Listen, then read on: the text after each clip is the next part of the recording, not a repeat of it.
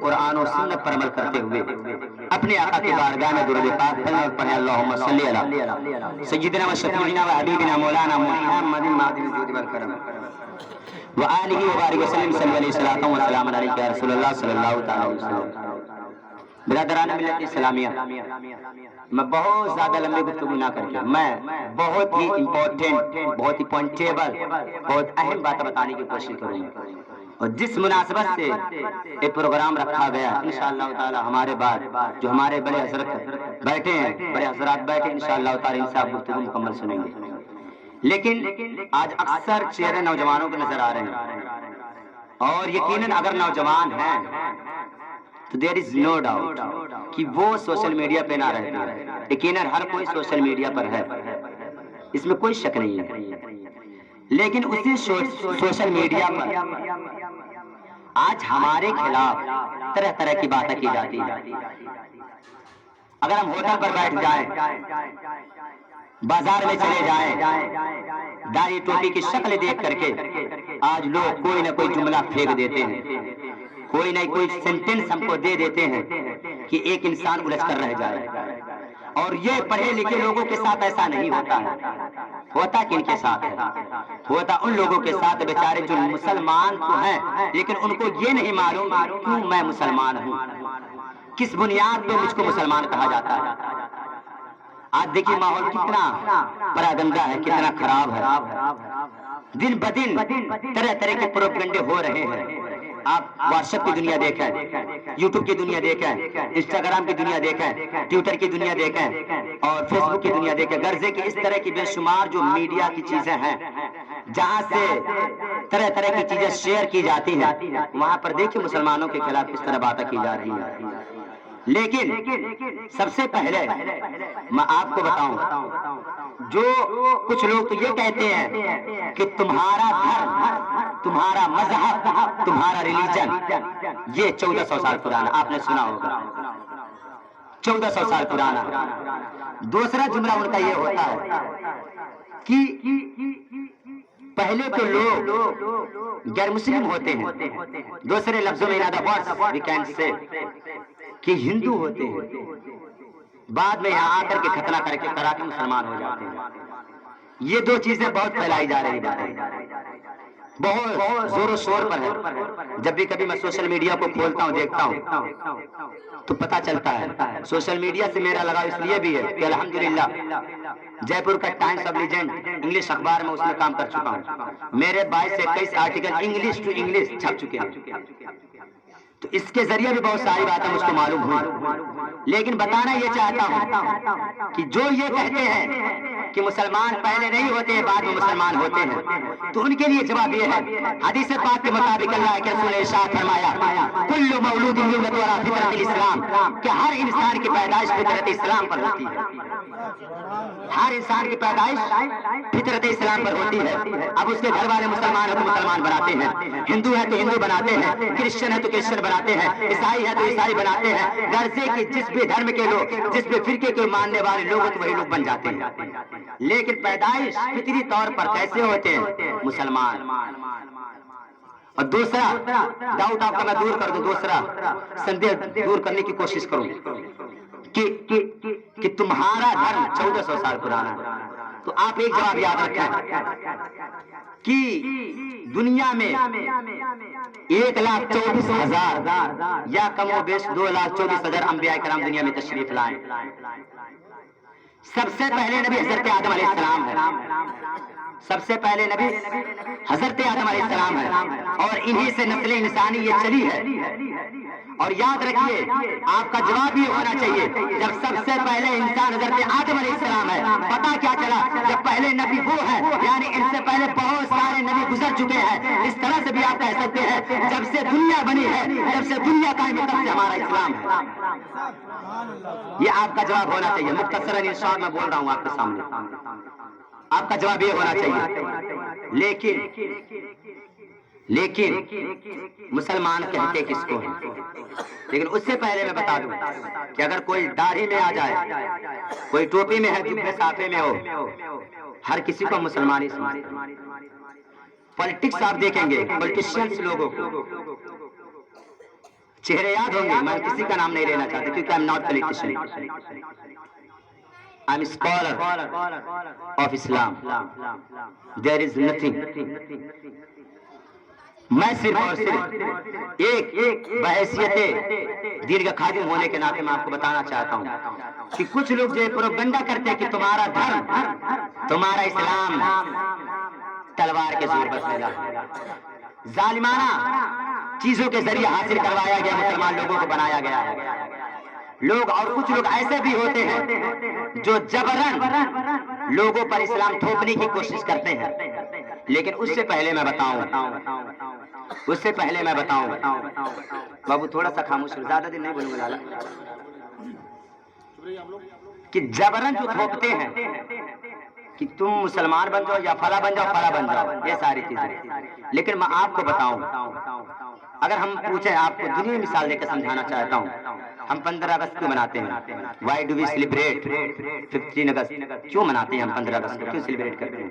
تو ہمارا جواب یہی ہوگا، چھوٹے چھوٹے بچے رٹے رہتے انگلش میں، اور کنٹری گیٹ فریڈم فرام برٹشیئنز آن 15 اگست 1947، کہ ہمارا دیش 15 اگست 1947 کو آزاد ہوا، اس لیے ہم 15 اگست کو منایا کرتے ہیں، ہر سال مناتے ہیں.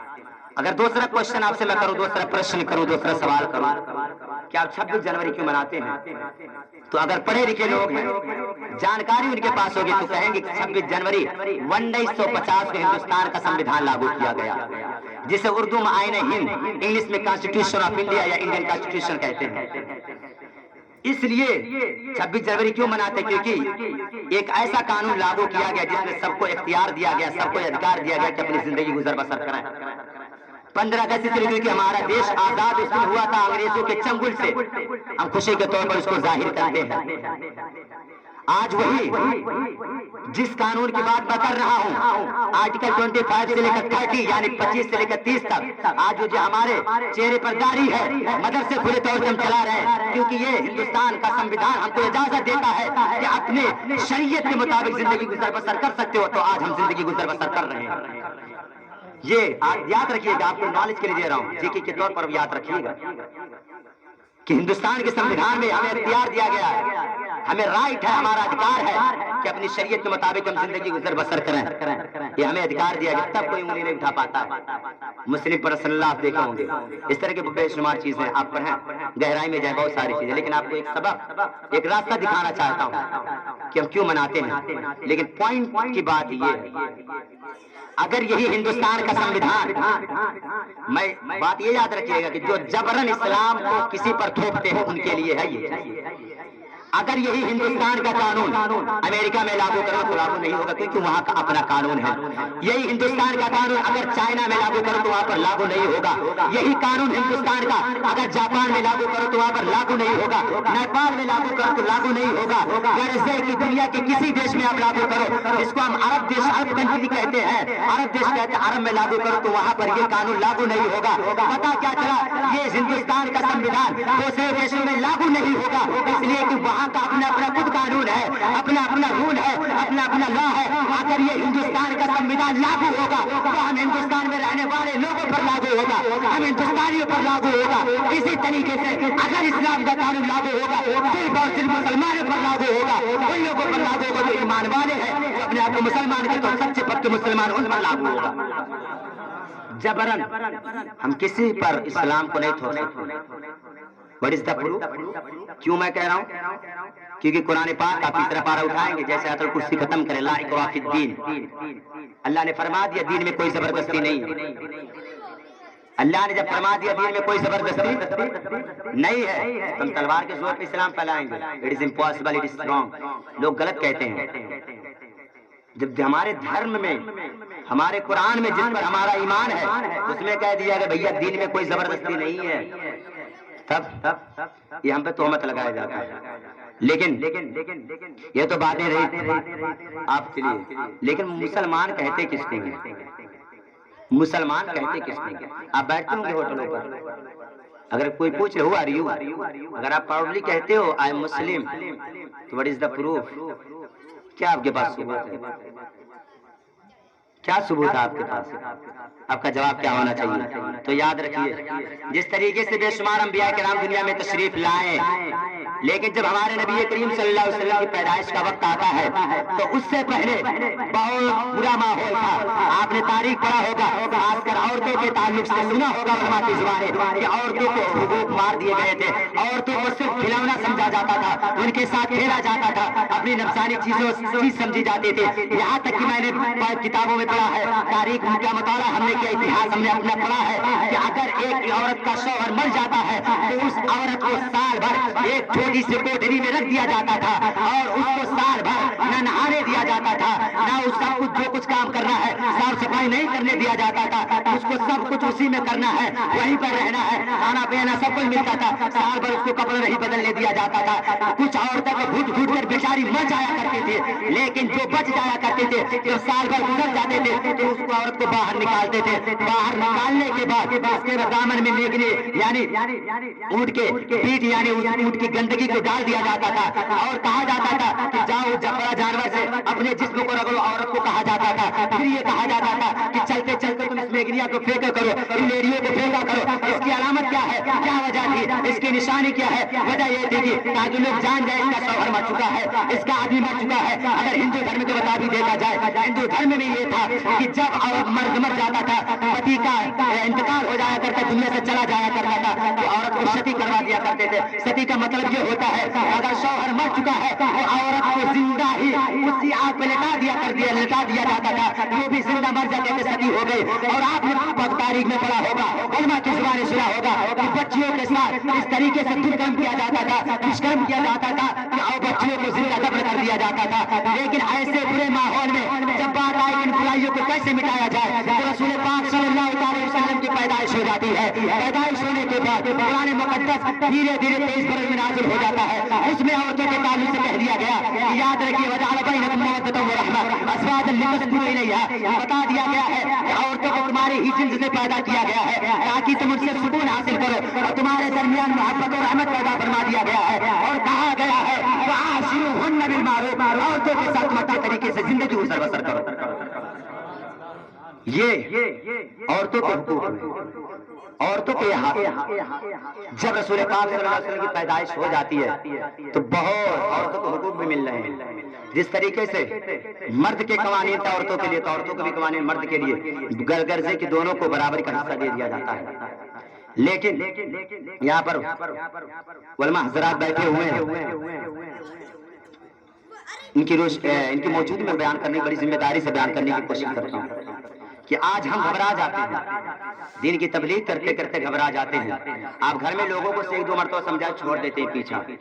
ہمارے ڈپارٹمنٹ میں ایسا مسئلہ ہے، ایک مرتبہ سمجھائے سمجھن کرتا ہے، اس طرح کی باتیں کر کے چھوڑ دیا جاتا ہے۔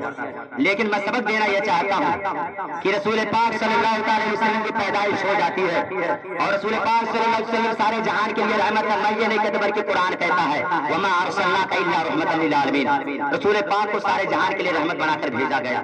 لیکن جب رسول پاک صلی اللہ علیہ وسلم کی پیدائش ہو جاتی ہے، رسول پاک دنیا میں تشریف لے آتے ہیں، اس کے بعد دھیرے دھیرے دین کی تبلیغ کرتے ہیں، دین کی باتیں بتاتے رہتے ہیں۔ تو ان کی تبلیغ سے سب سے پہلے جو مسلمان ہوئے تھے، تاریخ اتہاس یاد رکھو، حضرت ابوبکر صدیق رضی اللہ تعالیٰ عنہ تھے، عورتوں میں حضرت خدیجہ رضی اللہ تعالیٰ عنہا تھے اور حضرت علی رضی اللہ تعالیٰ عنہ تھے، اور غلام کا زمانہ اس وقت حضرت زید بن اللہ فارغ تھے۔ اس طرح سے چار لوگ مسلمان ہوئے تھے۔ غزے کے دھیرے دھیرے حضرت عمر رضی اللہ تعالیٰ مسلمان ہوئے۔ اس طریقے سے جب بہت سارے لوگ مسلمان ہو گئے، اسلام کھل کر رہنے لگا، کھل کر کے نمازیں پڑھی جانے لگی۔ مکہ کی گھاٹیوں میں نمازیں پڑھی جایا کرتی تھی، چھپ چھپ کے لوگ نماز پڑھا کرتے تھے۔ لیکن حضرت عمر رضی اللہ تعالیٰ مسلمان ہو جاتے ہیں تو کھل کر کے سارا کام ہونے لگتا ہے۔ لیکن یاد رکھیے کتنے دنوں تک رسول پاک صلی اللہ علیہ وسلم نے دھیان میں رکھا ہے، کتنے دنوں میں دین کی تبلیغ فرمائی ہے۔ وہ 40 سال تک اپنی ذات کو منوایا ہے، 40 سال تک لوگوں کو بتایا گیا میں کون ہوں۔ جب لوگوں نے یہ دیکھ لیا کہ کفار ہے تو رسول پاک صلی اللہ علیہ وسلم کو خالی محمد کے نام سے جانتے تھے اور کسی نام سے نہیں، لیکن یہ جانتے تھے کہ اہل بات سچ کہہ رہے ہیں، بڑے پکے امین ہیں، جو سان کے پاس جو خرچ نہیں کرتے ہیں۔ غرضے کی ساری اچھائیاں جب نظر آنے لگی، جب 40 سال کا زمانہ گزر چکا، جبکہ رسول پاک صلی اللہ علیہ وسلم پیدائش نبی تھے، تو اس وقت 40 سال پر جب اپنے نبی ہونے کا اعلان فرمانے کا وقت آیا تو لوگوں کو اکٹھا کیا اور فرمایا کہ اے لوگوں سنو ایک اللہ کی عبادت کرو، مجھے اللہ کا پیغمبر تسلیم کرو۔ سبق لیں، ہم بھی لیں، آپ بھی لیں کہ مسلسل 40 سال تک رسول پاک نے دین کی تبلیغ کی، اس کے بعد دین کی تبلیغ کرنے کے بعد تو جب اپنے نبی ہونے کا اعلان فرمایا کہ میں نبی ہوں، جب بتائیں I'm prophet of Allah، بتائیں میں پیغمبر ہوں اللہ کا، تو کیا جملہ؟ 2 جملہ۔ اس سے پتہ کیا چلتا ہے کہ اگر ایک اللہ کی عبادت کرتا ہے انسان اور رسول پاک کو آخری پیغمبر تسلیم کر تو ایمان والا ہے، مسلمان ہے۔ اب جو ہم نے پڑھا تصدیق بما جاء النبی صلی اللہ علیہ وسلم، ان ساری چیزوں کو دل سے مان لیا جو رسول پاک صلی اللہ علیہ وسلم دنیا میں لے کر کے آئے، جو کچھ من جانب اللہ آئے ان ساری چیزوں کو دل سے مان لینا، یہ کیا ہے؟ یہی ایمان ہے۔ اب جب اللہ کو مانے گا، رسول پاک کو مانے گا تو رسول پاک کی گستاخی نہیں کرے گا، رسول پاک کی بے ادبی نہیں کرے گا۔ لیکن جب ایک انسان دیکھے ٹائم زیادہ، میں ٹائم ہی دیکھ رہا ہوں کہ رسول پاک صلی اللہ علیہ وسلم جب اتنی باتیں بتا دیے، اب پتہ کیا چلے کہ اللہ کو اگر مانتا ہے انسان، رسول پاک کو آخری پیغمبر تسلیم کرتا تو انسان مسلمان ہے۔ اور ایک جملہ جو ہم نے پڑھا، ضروریات دین کا منکر نہ ہو۔ ضروریات دین آسان لفظوں میں سمجھیں، ضروریات دین اس کو کہتے ہیں جس سے عام اور خاص سب واقف ہو۔ مثلا ان سے پوچھا جائے نماز کیا چیز ہے تو بھی بتائیں گے اسلام کی بات ہے، اسلام میں فرض۔ آپ سے پوچھا جائے بتائیں گے اسلام کی بات ہے۔ تو ایسی چیزوں کا انسان انکار کرنے والا نہ ہو۔ اگر انکار کر دے تو مسلمان نہیں رہے گا، بے شک میرا نام احمد حسین ہو سکتا ہے لیکن مسلمان نہیں رہوں گا اگر ضروریات دین کا انکار کر دوں۔ لیکن جب ایک انسان مسلمان ہو گیا تو صرف اور صرف 4 چیزیں فرض ہوتی ہیں۔ کئی چیزیں؟ 4 چیزیں۔ نماز وہ بھی 5 وقت، روزہ وہ بھی 1 مہینے کا، حج زندگی میں 1 بار، زکات وہ اس وقت جب 7.5 تولا سونا یا 52.5 تولا چاندی یا اتنے مقدار میں روپے پیسے ہو، ضرورت سے زائد ہو، سال بھر اس مال پر گزر گئے ہو تو اس وقت 2.5% 100 روپیہ میں سے 2.5 روپیہ آپ کو ادا کرنا پڑے گا۔ ٹھیک ہے، یہ 4 چیزیں فرض ہیں۔ اب آپ اپنا محاسبہ کریں، اپنا محاسبہ کریں، کیا ان پر ہم پابند ہیں جبکہ یہ چیز فرض ہے؟ مسلمان ہونے کے بعد اس کے علاوہ کوئی چیز فرض نہیں ہے، یہی 4 چیزیں فرض ہیں۔ لیکن آج سوچیں، ہم اپنے ماحول کو سدھارنے کے لیے، اپنے پریوار کو سدھارنے کے لیے اگر باباؤں کو 20-20 ہزار روپیہ دینے کی ضرورت پڑ جائے تعویذ بنوانے چلے جاتے ہیں۔ کیوں؟ تاکہ ہماری بچی یا ہمارا بچہ یا ہمارا پریوار، ہمارا آدمی، ہماری بیوی، ہمارا بوڑھا، ہماری بوڑھی، کسی کی بات آ جائے، شک تھوڑا سا ہو جائے تو اتنا روپیہ خرچ کر ڈالتے ہیں بے حیائی بری باتوں سے تاکہ رک جائیں۔ لیکن ایک نسخہ اپنائیے، وہ تعویذ اپنائیے جو قرآن پاک نے کہا۔ اللہ نے ارشاد فرمایا 21واں پارہ پہلی لائن اللہ نے فرمایا وَأَقِمِ الصَّلَاةَ، نماز کو پڑھو، نماز کو قائم کرو، إِنَّ الصَّلَاةَ تَنْهَىٰ عَنِ الْفَحْشَاءِ وَالْمُنکَرِ، نماز ایک ایسی چیز ہے جو بے حیائی بری باتوں سے منع کرتی ہے۔ تو نماز آپ پڑھنے لگے تو بے حیائی سے بھی رکیں گے، برائی سے بھی رکیں گے۔ اور نماز کیوں نہ پڑھیں؟ جن پر ہمارا ایمان ہے، ہر وقت مؤذن 5 وقت نماز میں کہتا ہے اللہ اکبر اللہ اکبر، اللہ بہت بڑا ہے، بہت بڑا ہے، اشہد ان لا الہ الا اللہ، میں گواہی دیتا ہوں اللہ کے سوا کوئی معبود نہیں، کوئی عبادت کے لائق نہیں، اشہد ان محمد رسول اللہ، میں گواہی دیتا ہوں کہ محمد اللہ کے رسول ہے۔ حی علی الصلاۃ، نماز کی طرف آؤ، حی علی الفلاح، کامیابی کی طرف آؤ، اللہ اکبر اللہ اکبر، اللہ بہت بڑا ہے، بہت بڑا ہے، لا الہ الا اللہ، اللہ کے سوا کوئی معبود نہیں۔ 5 وقت آپ کو بلایا جاتا ہے جس نبی کا ہم کلمہ پڑھتے ہیں، لیکن آج اسی نبی نے فرمایا، پیارے سنیں نوجوان، مسجد میں کبھی بھی اذان ہو تو آپ جائیں، کہ جانتے ہو جن نبی کا ہم کلمہ پڑھتے ہیں آپ کا نام کسی نہ کسی نبی سے اسلامی نام ہی سب کا ہوگا۔ جس نبی کا ہم کلمہ پڑھتے ہیں رسول پاک نے فرمایا کہ نماز میری آنکھوں کی ٹھنڈک ہے۔ کیا ہے؟ نماز میری آنکھوں کی ٹھنڈک ہے۔ تو کون ایسا ایمان والا ہوگا، کون ایسا مسلمان ہوگا جو اپنے نبی کی آنکھوں کو ٹھنڈک نہ پہنچائے؟ وہی رسول پاک نے فرمایا پیارے کہ ہر چیز کی پہچان ہوتی ہے، مسلمانوں کی پہچان نماز ہے، تو اپنی پہچان بھی برقرار رکھیں اور یہ بھی بتائیں کہ ہم اپنی نبی کی آنکھوں کو ٹھنڈک پہنچائیں گے۔ آخری بات، ابھی درود پاک پڑھوایا، دیکھیں بار بار سب لوگ درود پاک پڑھواتے ہیں، سب لوگ پڑھواتے ہیں، لیکن آج میری مصروفیت جو ہے، میں گاؤں بھی گیا ہوں، گھر گھر بھی تبلیغ کی درس گیا الحمدللہ، تو جو ہمیں تجربے حاصل ہوئے، لیکن ایک مرتبہ مختصر سن لو اس کو، جب میں گزر رہا تھا تو کہا ہائی ہو والے مولانا، کیا جملہ تھا ان کا؟ یہ ہو والے مولانا، ہمارے کانوں تک آواز آئی تو میں سوچنے لگا کیا کہ کون والے مولانا، انسان سوچے گا نا، لیکن جب دور دور سے پتہ لگانے پر پتہ چلا کہ کیوں ایسا کہہ رہے ہیں جبکہ داڑھی بھی ہے، ٹوپی بھی ہے، نمازی بھی ہے، کیوں ایسا کہہ رہے ہیں؟ پتا چلا کہ درود و سلام والے کون والے ہیں؟ تو مجھے اس پہ افسوس یہ نہیں ہوا کہ مطلب وہ کیوں ایسا کہہ رہا ہے. تو پھر ہم نے سوچا کہ کیا قرآن سنت کے مطابق یہ نہیں ہے کہ قرآن میں یہ نہیں ہے؟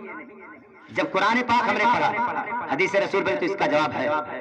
لیکن یہ تھا تو ہم نے یہ ضرور سوچا کہ اگر یہ بندہ کہہ رہا نماز بھی پڑھتا ہے، داڑھی بھی رکھ، اپنے آپ کو مسلمان بھی کہتا ہے، ضرور اس کے پیشوا نہیں بتائے ہوں گے کہ درود پاک پڑھنا چاہیے. لیکن یاد رکھیے، ہم درود پاک اس لیے پڑھتے ہیں، صلاۃ و سلام اس لیے پڑھتے ہیں. 22واں پارہ اٹھائیے، 5واں صفحہ، تیسری گاربن لائن ہے. اللہ نے ارشاد فرمایا، ان اللہ و ملائکتہ یصلون علی النبی، بے شک اللہ اور اس کے فرشتے نبی پر درود پڑھتے ہیں. یاد رکھیے کہ اللہ تعالیٰ بہت ساری عبادتیں ہیں، کوئی عبادت اللہ تعالیٰ نہیں کرتا ہے، لیکن جب بات آتی ہے اپنے محبوب پر، اپنے حبیب پر درود پاک پڑھنے کی، تو اللہ بھی پڑھ رہا ہے، فرشتے بھی پڑھ رہے ہیں، اور اللہ بتا رہا ہے کہ اے لوگوں، اللہ اور اس کے فرشتے نبی پر درود پڑھتے ہیں. یا ایھا الذین آمنوا صلوا علیہ وسلموا تسلیما، اے ایمان والو، نبی پر درود پاک پڑھو تو سلام دو.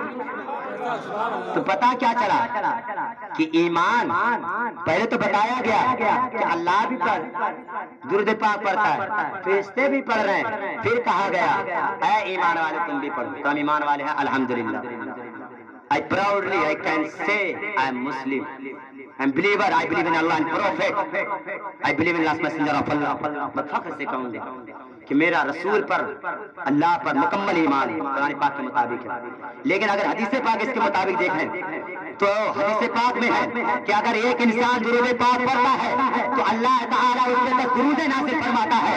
اگر بندہ مومن درود پاک پڑھتا ہے تو اس کے تک گناہوں کو مٹا دیتا ہے، اس کے تک درجات کو بدل فرما دیتا ہے. اور یہ حدیث پاک کہ رسول پاک نے فرمایا کل قیامت کے دن سب سے زیادہ میرے قریب وہ ہوگا تو دنیا میں مجھ پہ سب سے زیادہ درود پاک پڑھے گا. اور یہ سب سے قابل غور ہے، پوائنٹیبل جملہ ہے، پوائنٹیبل حدیث ہے کہ حدیث پاک میں ہے انسان کی دعا زمین و آسمان کے درمیان لٹکی ہوئی ہوتی ہے، اس وقت تک بارگاہ الہی میں قبول نہیں ہوتی ہے جب تک رسول پاک میں درود پاک نہ پڑھا جائے. پتا کیا چلا؟ جو کچھ ہم کرتے ہیں الحمدللہ everything is according the Quran and Hadith. سب قرآن حدیث کے مطابق جو ہم کرتے ہیں، اس لیے کھل کے بھی کرتے ہیں، چپکے سے بھی کر سب طریقے سے. لیکن ان ساری چیزوں کو آپ کو سیکھنا ہے، سمجھنا ہے تو علماء کے قریب ہونا پڑے گا. اپنے بچوں کو صحیح تعلیم دینی پڑے گی. اپنے بچوں کو پڑھائیے، سب سے پہلے دین پڑھائیے. آج الحمدللہ لوگ عالموں کو حقارت کی نظر سے دے رہے، لیکن میں تحدیث نعمت کے طور پر بتاتا ہوں، جتنی تقریر میں بولا پوری آپ مجھ سے انگلش ٹو انگلش سن سکتے ہیں. الحمدللہ ٹوٹلی سن سکتے. میری اسپیچ بھی احمد حسین علیمی ڈالیں گے، علیمی جمدہ شاہی پہ اس وقت جب انگلینڈ افریقہ کے پر لائیو چل رہا تھا، اس وقت میں نے اسپیچ دی تھی. الحمدللہ کئی ہزار لوگوں نے دیکھا بھی اس کو. لیکن بتانا یہ چاہتا ہوں آپ اپنے بچوں کو سب کچھ پڑھائیے. جہاں پر میں ہندی، انگلش، اردو، عربی، فارسی جو کچھ مجھے آتا ہے محنت کر کے میں پڑھاتا ہوں، سب کچھ پڑھا رہا ہوں. تو آپ بھی پڑھائیں. کیوں جانتے ہیں؟ سب پر علم دین حاصل کرنا فرض ہے. یہ کہیے کہ ہماری عمر زیادہ ہوگی، ہماری بیٹی بڑی ہوگی، ہمارا بیٹا بڑا ہوگا، یہ کام نہیں دیا. یاد رکھیں حدیث کے پاک میں طلب العلم فریضۃ علی کل مسلم و مسلمہ، ہر مسلمان مرد و عورت پر علم دین حاصل کرنا فرض ہے. جو یہ بہانہ مارتے میری عمر زیادہ، یاد رکھیں حدیث کے پاک میں اللہ کے رسول نے ارشاد فرمایا اطلبوا العلم من المہد الی اللحد، تم علم دین حاصل کرو ماں کے گود سے لے کر قبر تک. یہ ڈیوریشن بتا دی گئی کہ کہاں سے کب تک.